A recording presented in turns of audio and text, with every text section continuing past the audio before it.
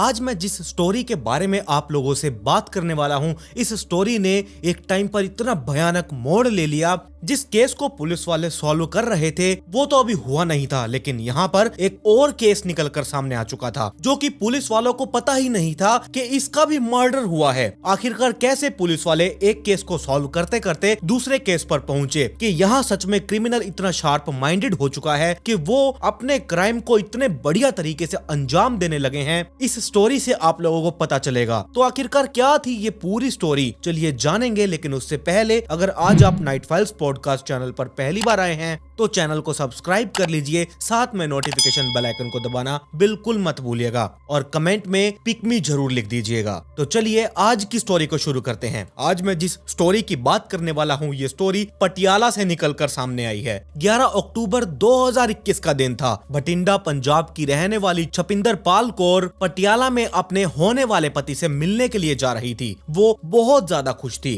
क्योंकि एक लंबे टाइम के इंतजार के बाद उसकी शादी नवनिंदर पाल सिंह उर्फ सिद्धू से होने वाली थी। लंबा इंतजार इसीलिए क्योंकि छपिंदर पाल और नवनिंदर इन दोनों की सगाई मार्च 2020 में ही हो चुकी थी, लेकिन इनकी शादी इन दिनों देश में फैले कोविड के कारण हो ही नहीं पाई। जब कोविड का असर धीरे धीरे कम होने लगा और यहाँ देश खुलने लगा, लोग बाहर निकलने लगे और यहाँ पर अब इनकी शादी की जानी थी, लेकिन नवनिंदर किसी तरह अपनी शादी को किन्हीं निजी कारणों की वजह से टालने की कोशिश कर रहा था और ऐसे ही करके वो शादी की डेट लगातार खींचता जा रहा था। इस शादी के लिए छपिंदर ने लंबा इंतजार किया था जो कि आने वाले 20 अक्टूबर को खत्म होने वाला था। नवनिंदर पटियाला के अर्बन इस्टेट इलाके में रहा करता था जो कि पोर्श इलाकों में माना जाता है। वो अपने माता पिता का इकलौता बेटा था। उसके 80 साल के पिता इंडियन आर्मी के रिटायर्ड कर्नल थे। इनकी आखिरी इच्छा अपने बेटे की खुशहाल जिंदगी देखना ही था। दरअसल नवनिंदर और छपिंदर दोनों ने एक साथ पंजाब राजस्थान के बॉर्डर पर स्थित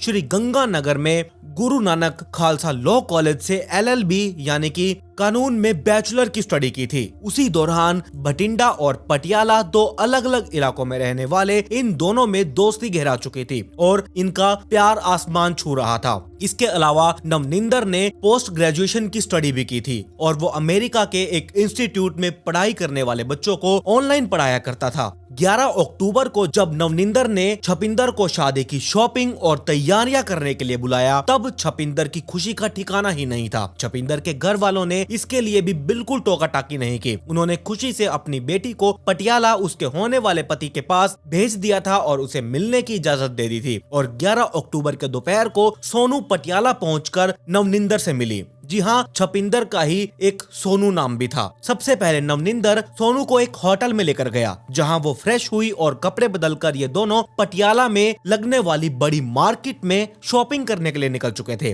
11 अक्टूबर से 13 अक्टूबर तक नवनिंदर ने सोनू को अपने साथ रखा, उसे घुमाया फिराया। छपिंदर ने नवनिंदर से जिस चीज की मांग की, नवनिंदर ने उन सभी मांगों को पूरा किया। ये दोनों बड़े महंगे महंगे होटल्स में खाना खाने जाया करते, बहुत शॉपिंग करते, कॉम्प्लेक्स में घुमा करते और खरीदारी किया करते थे। और ऐसे ही मौका मिलते हुए सोनू अपने घर वालों से और दोस्तों से फोन करके उनसे बात कर लिया करती थी। अपने घर वालों से इसकी लगभग हर दिन बात हो जाया करती थी। सोनू से बात करते करते उसके घर वालों को सुकून भी मिल जाता था। सोनू के पिता सुखचैन सिंह अपनी बेटी से बहुत प्यार किया करते थे। घर पर सोनू के नहीं होने से उन्हें घर बेहद सूना लग रहा था, लेकिन 14 अक्टूबर से सोनू ने फोन उठाना ही बंद कर दिया। उसके घर वाले उसके नंबर पर लगातार कॉल करते रहे, लेकिन किसी ने भी उनकी कॉल का जवाब नहीं दिया। पहले तो सोनू के घर वालों को ये लगा कि शायद वो कहीं बिजी वगैरह होगी, फोन उठा लेगी, कोई बात नहीं, या फिर शॉपिंग करने में बिजी होगी। बट यहाँ पर जब सोनू ने अपने पिता को या फिर घर में किसी को भी कॉल बैक नहीं की तब उनकी चिंता बढ़ती जा रही थी। जब उन्हें महसूस हुआ कि सोनू फोन नहीं उठा रही है तब उन्होंने नवनिंदर के नंबर पर कॉल किया।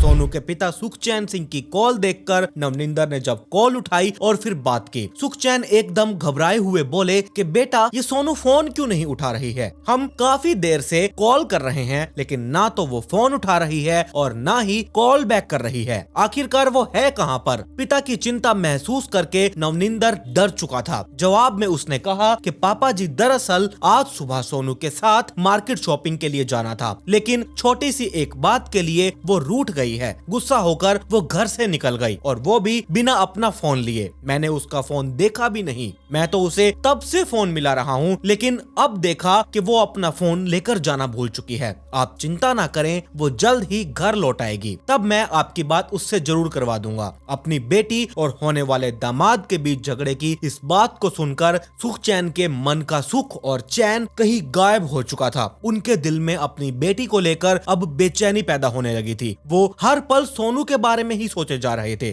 कि आखिरकार एक बड़े से शहर में उनकी बेटी बिना फोन लिए कहां भटक रही होगी। अगर उसके साथ कुछ अनहोनी हो गई तब इसका जिम्मेवार कौन होगा। 14 अप्रैल 2021 को जब सोनू के घर वालों को यह बात पता चली कि उसके बाद से नवनिंदर को हर घंटे फोन आता, लेकिन सोनू के वापस आने की उन्हें कोई खबर नहीं मिली। सोनू के लापता हुए अब 24 घंटे हो चुके थे, तो घर वालों को अपनी बेटी की चिंता लगातार सताई जा रही थी। फिर सोनू का भाई दविंदर सिंह और पिता सुखचैन सिंह, ये दोनों अगले दिन यानी कि 15 अक्टूबर को सुबह सुबह करीब 5 बजे के आसपास भटिंडा से पटियाला नवनिंदर से मिलने के लिए पहुंच गए। नवनिंदर ने उन्हें अपने और सोनू के बीच होने वाले झगड़े के बारे में बताया, लेकिन नवनिंदर की बात सुनकर उनके मन को शांति ही नहीं मिली। इस केस को गंभीर होता देख सुखचैन और नवनिंदर और छपिंदर का भाई तीनों पटियाला स्थित पुलिस स्टेशन जा पहुंचे। अर्बन स्टेट पुलिस स्टेशन के इंचार्ज इन्होंने सुखचैन की शिकायत पर छपिंदर उर्फ सोनू की गुमशुदगी की सूचना दर्ज कर ली थी और जल्दी से कार्रवाई करने के लिए कहा गया। ऐसे में सोनू को ढूंढने के लिए सबसे पहले जिससे पूछताछ होनी थी वो नवनिंदर ही था। पुलिस वालों ने नवनिंदर से उसके बारे में होने वाले झगड़े की वजह पूछी। जब नवनिंदर ने झगड़े का कारण बताया तब उसे सुनकर पुलिस वालों के मन में पहली नजर में ही उसके ऊपर ही शक जाने लगा था। नवनिंदर ने यह बताया कि मार्केट में एक चीज को खरीदने के लिए उसने सोनू को मना कर दिया था, जिसके बाद वो रूठ गई थी। होटल में इनके बीच इसी बात को लेकर हल्की नोकझोंक भी हुई। नवनिंदर की ये बातें सुनकर पुलिस स्टेशन के इंचार्ज के मन में ये सवाल उठने शुरू हो चुके थे। वो सोचने लगे कि जिन लोगों की भला थोड़े ही दिनों में शादी होने वाली है, उनके बीच इस बात पर झगड़ा होना और घर से निकल जाना ये कैसे संभव हो सकता है। ये वजह उन्हें कुछ हजम ही नहीं हुई। तो वैसे भी नवनिंदर से पुलिस वालों की पूछताछ करने वाली टीम ने कुछ और जरूरी सवाल जवाब किए थे। पुलिस वालों ने ये नोटिस भी किया था कि नवनिंदर ने जितने भी सवालों का जवाब दिया था उनसे उन्हें नवनिंदर पर शक गहराता जा रहा था। ऐसी स्थिति में पुलिस स्टेशन के इंचार्ज ने सोनू के पिता और भाई को तसल्ली दी और जल्द ही सोनू के बारे में पता लगाने का आश्वासन भी दिया। और इस मामले को लेकर पुलिस वालों ने तुरंत कार्रवाई करनी शुरू कर दी थी। पुलिस की कई टीमें इस काम में जुट चुकी थी। एक टीम सोनू को पटियाला में ढूंढने के लिए लगी हुई थी, तो दूसरी टेक्निकल टीम उसकी लास्ट लोकेशन और उसके पहले वो कहां गई इसके बारे में पता लगाने में व्यस्त थी। ऐसे में पुलिस स्टेशन के इंचार्ज की नजरों में एक टीम ऐसी बनाई गई जो सोनू के मंगेतर नवनिंदर की हिस्ट्री का पता लगाने के लिए थी। इस टीम में खुद पुलिस स्टेशन के इंचार्ज शामिल थे। एक तरफ पुलिस वालों की सभी टीमें सोनू का पता लगाने का काम कर रही थी और दूसरी तरफ टाइम बीतने के साथ साथ सोनू के घर वालों के सब्र का बांध टूटता जा रहा था। घर वालों के मन में सोनू को लेकर बेचैनी, चिंता इस तरीके से इनके दिल में घर कर लिया था कि जिसे निकालकर बाहर फेंकना बहुत मुश्किल हो चुका था। अगले 4-5 दिन पुलिस वालों ने सोनू के घर वालों को कोई जवाब नहीं दिया, लेकिन अंदर ही अंदर पुलिस की टीम अपना काम कर रही थी। 20 अक्टूबर 2021 इस दिन पुलिस स्टेशन के इंचार्ज ने भटिंडा से सोनू के घर वालों को Patiala urban state police station बुलाया। पुलिस ने नवनिंदर के बारे में कुछ ऐसी चीजों का पता लगा लिया था जिसका सोनू के घर वालों को पता होना बहुत जरूरी था। कि ये खबर मिलते ही सुखचैन सिंह, दविंदर और साथ में कुछ और लोगों के साथ पुलिस स्टेशन जल्द से जल्द पहुंच चुके थे। उनके पहुंचते ही पुलिस स्टेशन के इंचार्ज ने उन्हें अपने ऑफिस में बुलाया और इनके होने वाले दामाद नवनिंदर के बारे में कुछ ऐसे खुलासे किए जिसे सुनकर सोनू के घर वालों के होश ही उड़ चुके थे। पता ये चला कि नवनिंदर की पहली शादी 12 फरवरी 2018 को गांव बिशनपुरा की रहने वाली सुखदीप कौर से हो चुकी थी। सुखदीप कौर बहुत ऊंचे परिवार से ताल्लुकात रखती थी और वो खुद भी ट्रिपल में थी, लेकिन 19 सितंबर 2021 को उसकी रहस्यमयी तरीके से मौत भी हो चुकी थी। रहस्यमयी इसलिए क्योंकि उसकी मौत कैसे हुई इसका किसी के पास कोई प्रूफ नहीं था। पुलिस वालों की टीम ने जब सुखदीप के घर पर जाकर उसकी मौत का कारण पूछा, तब उन्होंने ये बताया कि सुखदीप की मौत हार्ट अटैक से हुई थी। जब उनसे पूछा गया कि उन्हें इस बात का कैसे यकीन है कि सुखदीप की मौत हार्ट अटैक से हुई, तब उन्होंने बताया कि उसकी पूरी बॉडी पर किसी चीज का कोई निशान नहीं था जिससे उन्हें किसी और बात पर शक हो सके। परिवार वालों ने यह भी बताया कि सुखदीप 5 महीने की प्रेग्नेंट भी थी। सिर्फ यही नहीं, पुलिस टीम ने नवनिंदर के बारे में कुछ और भी पता लगाया था जो कि बहुत हैरान कर देने वाला था। फरवरी 2018 में सुखदीप से पहली शादी करने के बाद इसने 1 अक्टूबर 2018 को भवानीगढ़ संगरूर की रहने वाली लखविंदर कौर से भी शादी कर ली थी। इसकी जानकारी सुखदीप के घर वालों को बिल्कुल भी नहीं थी, यानी कि ये 2 शादियां कर बैठा था और तीसरी शादी की फिराक में था। लखविंदर के साथ नवनिंदर अर्बन स्टेट अपने पिता के घर से थोड़ी ही दूरी पर किराए के कमरे पर रहा करता था। उन्होंने सुखदीप के घर वालों से नवनिंदर की लखविंदर से जब शादी के बारे में पूछा गया, तब उन्हें इस बात का पता ही नहीं था कि नवनिंदर ने लखविंदर से शादी भी कर रखी है। इसका मतलब यह था कि नवनिंदर ने सुखदीप को धोखे में रखकर 6 महीने बाद एक और शादी कर ली थी। इस बीच सबसे ज्यादा हैरानी की बात यहाँ पर यह थी कि इन सभी बातों के बारे में सोनू के घर वालों को पता ही नहीं था। उन्होंने पुलिस स्टेशन के इंचार्ज को यह बताया कि नवनिंदर और सोनू के बीच पिछले 2 सालों से संबंध थे। इस बीच नवनिंदर उनके घर पर आता रहता था, परिवार वालों से बातचीत किया करता था, बच्चों के लिए खिलौने लाया करता था, लेकिन कभी भी उसने अपने पुराने रिश्तों के बारे में किसी को भी नहीं बताया। उन्होंने इस बात को भी माना कि अगर नवनिंदर ने सोनू को भी इस बारे में कुछ भी बताया होता तो सोनू जरूर अपने घर वालों को इसके बारे में कुछ न कुछ बताती। इसका मतलब यह था कि नवनिंदर सोनू और उसके घर वालों को सभी को धोखे में रखकर ये शादी करने वाला था। ये सब जानने और सुनने के बाद अब पुलिस वालों की शक की सुई सिर्फ एक ही शख्स पर आकर रुक रही थी और वो था नवनिंदर पाल सिंह। सब जानने के बाद सोनू के पिता सुखचैन सिंह ने 21 अक्टूबर को नवनिंदर के खिलाफ अपनी बेटी की किडनैपिंग की रिपोर्ट दर्ज करवा दी थी और पुलिस वालों ने सुखचैन सिंह की तहरीर पर नवनिंदर को हिरासत में ले लिया। इस बार नवनिंदर को हिरासत में ले लेने के बाद पुलिस वालों की जो पूछताछ की वो जो टीम थी, उन्होंने शुरुआत से ही उसे सवालों के एक ऐसे घेरे में बांध लिया था कि वो कोई जवाब ही नहीं दे पा रहा था। उसने पुलिस वालों के सवालों पर कुछ ऐसी चुप्पी साध ली कि उससे कबूलवाने के लिए पुलिस वालों को सख्ताई दिखानी पड़ी। सख्ताई से पूछताछ करने के बाद नवनिंदर ने पुलिस वालों के सामने अपना जुर्म कबूल कर लिया था। उसने पुलिस वालों के सामने अपने रिश्ते छपिंदर कौर उर्फ सोनू, सुखदीप कौर और लखविंदर कौर के साथ होने की बात को स्वीकार भी कर लिया था। उसने बताया कि वो इन तीनों रिश्तों के बीच खुद को काफी उलझा हुआ महसूस करने लगा था, जिससे निकलने के लिए उसे सिर्फ एक ही रास्ता दिखाई देने लगा। वो तीनों में से किन्हीं 2 की मौत करना चाहता था। उसने पहली पत्नी सुखदीप को इसीलिए जान से मार डाला क्योंकि वो एक तो लखविंदर से उसके रिश्ते के बारे में जान चुकी थी और दूसरी बात ये थी कि वो उसके बच्चे की माँ बनने वाली थी, जबकि नवनिंदर पिता बनने के लिए तैयार ही नहीं था। अब आप ये चीज देखिए कि सुखदीप को नवनिंदर ने ही मारा था, जबकि सुखदीप के घर वाले तो ये समझ रहे थे कि उनकी बेटी की तो हार्ट अटैक से मौत हुई है। लेकिन यहाँ पर अभी एक और चीज आना बाकी है जिसे सुनकर आप हैरान रह जाएंगे कि इसने छपिंदर उर्फ सोनू और सुखदीप को मारा कैसे। ये चीज भी आप लोग जब सुनेंगे तो बहुत शॉक्ड होने वाले हैं, वो भी इस स्थिति में जब पहले से ही 2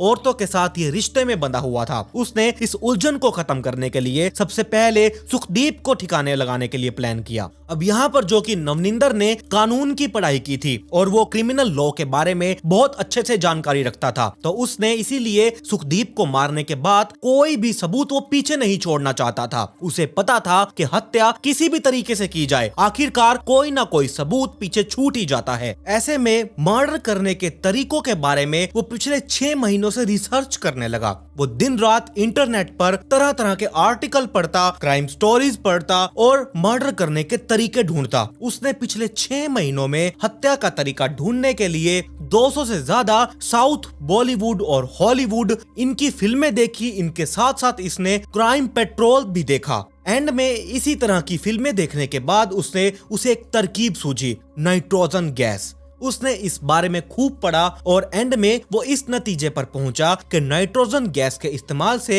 बॉडी के ऊपर किसी भी तरह का कोई निशान नहीं रहता और बिना किसी शोर शराबे के पहले इंसान बेहोश हो जाता है और उसके बाद उसकी मृत्यु हो जाती है। आखिरकार इसने सुखदीप से पीछा छुड़ाने के लिए नाइट्रोजन गैस को अपना हथियार बना लिया। 19 सितंबर 2021 की रात को नवनिंदर सुखदीप के लिए ऑक्सीजन गैस का सिलेंडर में नाइट्रोजन भरकर लेकर आया था। रात को सोने के टाइम पर नवनिंदर ने सुखदीप से ये कहा कि अगर वो इस ऑक्सीजन गैस को इनहेल करेगी तो ये उसके लिए और उसके बच्चे के लिए बहुत अच्छा साबित होगा। सुखदीप पढ़ी लिखी महिला थी और वो इस बात को बहुत अच्छे से जानती थी, इसीलिए नवनिंदर पर किसी तरह का शक होने का तो सवाल ही पैदा नहीं होता था। नवनिंदर ने इस हत्या को अंजाम देने के लिए कुछ खास तरीके का मास्क भी बनवाया था जिसमें छेद नहीं थे। सुखविंदर ने नवनिंदर की बात मानते हुए सुखदीप ने नवनिंदर की बात मानते हुए वो मास्क लगाया और नवनिंदर ने सिलेंडर से धीरे धीरे गैस छोड़नी शुरू कर दी। सुखदीप को क्या पता था कि उसका पति ऑक्सीजन सिलेंडर में नाइट्रोजन गैस भरकर लेकर आया है। नाइट्रोजन गैस उसकी नाक से होते हुए उसकी फेफड़ों में फैल चुकी थी। धीरे धीरे कुछ ही मिनटों में नाइट्रोजन गैस खून से होते हुए पूरी बॉडी में फैल चुकी थी, जिससे पहले तो सुखदीप बेहोश हुई और उसके चंद सेकंडों के बाद उसकी मौत हो चुकी थी। सुखदीप की हत्या के बाद उसने सुखदीप के घर वालों को उसकी मौत हार्ट अटैक बताई, जिससे सुखदीप के घर वालों ने मान भी लिया था। इसी तरह उसने सोनू की मौत को भी अंजाम दिया। 11 अक्टूबर को जब सोनू उससे मिलने के लिए बठिंडा से पटियाला गई तो उसने उसी दिन से ही अपने घर अपने कमरे में सोनू को दफनाने के लिए एक गड्ढा खोदना शुरू कर दिया था। गड्ढा खोदने के लिए उसने बकायदा टीवी पर तेज वॉल्यूम में गाने भी चला दिए थे और हाथों में दस्ताने, आंखों पर चश्मा लगाकर फावड़े से गहरा गड्ढा खोद दिया। 11-13 अक्टूबर के बीच उसने हर दिन थोड़ा थोड़ा गड्ढा खोदकर सोनू की कब्र खोद दी थी। 13 अक्टूबर की शाम को जब ये लोग शॉपिंग करके वापस घर लौटे तो इसने वही अपने पुराने नाइट्रोजन गैस को निकाला। उसने सोनू से ये कहा कि अगर वो इस ऑक्सीजन को इनहेल करेगी तो उसकी मदद से इसके चेहरे पर बहुत ग्लो आ जाएगा। नादान सोनू भी सुखदीप की तरह ही नवनिंदर की जाल में फंस चुकी थी। उसने उसकी बात मान ली और जैसे ही नाइट्रोजन गैस उसने कुछ मिनटों के लिए सूंघी, उसके कुछ देर बाद वो बेहोश हुई और ज्यादा गैस इनहेल करने की वजह से उसकी मौके पर ही मौत हो चुकी थी। नवनिंदर ने सोनू की हत्या करने के बाद तुरंत उसे उस खोदे हुए गड्ढे में डाल दिया। ऊपर से मिट्टी डालकर जमीन को बराबर किया और टाइल्स का इस्तेमाल करके उस जगह को एकदम क्लियर कर दिया था। उसने सबूत के कोई निशान नहीं छोड़े। अपना गुनाह कबूल करने के बाद नवनिंदर की निशानदेही पर डिस्ट्रिक्ट मजिस्ट्रेट की मौजूदगी में उसके कमरे में बेड के नीचे के फर्श को उखाड़ा गया और खुदाई करके सोनू के शव को बरामद कर लिया था। हत्या का पर्दाफाश करने के बाद पुलिस वालों ने उसे कोर्ट में पेश किया और उसे 6 दिन का रिमांड भी लिया था। रिमांड पर लेने के बाद पुलिस वालों ने उससे आराम से पूछताछ की। फिर उसे छपिंदर पाल कौर उर्फ सोनू और पहली पत्नी सुखदीप कौर की हत्या के आरोप में गिरफ्तार किया। उसे कोर्ट में पेश किया गया और उसे लाइफ इम्प्रिजनमेंट का सेंटेंस दे दिया गया था। तो ये थी पूरी कहानी। आप बताइए, आप लोगों ने क्या पहले कभी इस स्टोरी के बारे में सुना है या फिर नहीं? मुझे कमेंट सेक्शन में जरूर बताइएगा। और अगर आज आप इस चैनल पर पहली बार आए हैं तो चैनल को सब्सक्राइब कर लीजिए, साथ में नोटिफिकेशन बेल आइकन को दबाना बिल्कुल मत भूलिएगा। मेरी इंस्टाग्राम आईडी आप लोगों की स्क्रीन के ऊपर है, इसका लिंक नीचे डिस्क्रिप्शन में भी दिया हुआ है, जाइए और जल्दी से इंस्टाग्राम आईडी को फॉलो कर लीजिए। खैर, पिछली वीडियो का शाउट आउट @brainspy को comment pick me to get a shout out in next video. मिलते हैं ऐसी ही एक और चौंका देने वाली इंटरेस्टिंग स्टोरी के साथ।